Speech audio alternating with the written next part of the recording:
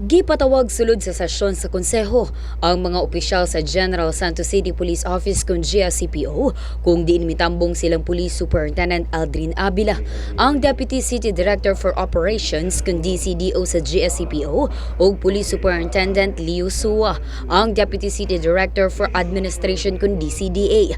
Lakip niini ang mga Chief of Police kung COP sa 8 ka estasyon sa Gensan. Tumong kuno sa konseho, so taon ang nagakahitabong mga pagpamusil patay sa Gensan karong tuiga. Base kanila, alarming ang 5 na ka-shooting incident nga natala sulod pa lamang sa 12 kaadlaw sa bag-ong tuig. Kung kato gisulti niha, di ba, yung si Kagawad Kakal nga, from sa month of January lang, usa pa lang takaron, usang pitsa ha, 12-5 na. So in other words, kada 43 hours daw na isang mapatay. Tubag usab sa kapulisan, nagaimbestiga sila apan wala sila'y kontrol sa mga panghitabo. Gipalagan kini sa mga konsehal. Pulos kuno adunay kasong gikalambigitan sa illegal nga droga ang mga biktima. Ginagawa po namin lahat ng intervention to prevent any forms of crime occurring in our city, but of course, ma'am, yung personal, ma'am, hindi po kaya natin. Yung mga personal ang ginagawa? Yes, ma'am. Ayun. Kasi talagang yun, ma'am, kahit anong gawin, ma'am, talagang ikaw ang target, ma'am, hanapan ka talaga ng witness mo, ma'am. Phrase beyond our control should not be the terminology of any law enforcement.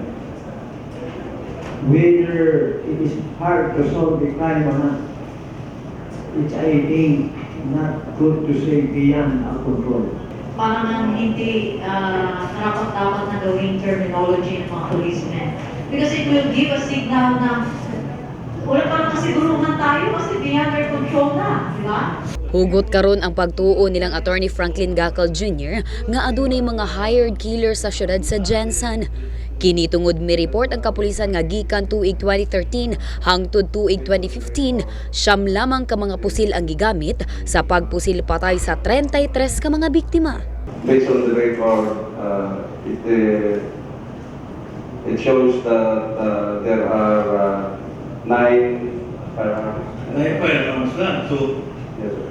hindi presume na hard ito. Hindi yan sila pupunta lang bang. We don't have maniacs here. I mean, yung totohanan, so we can solve the problem. We would like to help you.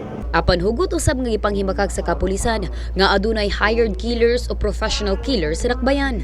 Hindi pwede naming aminin na mayroon until such time na ma-investigate lahat ito at mag-come out or through circumstantial evidences mapatunayan natin na isa lang yung may gawa.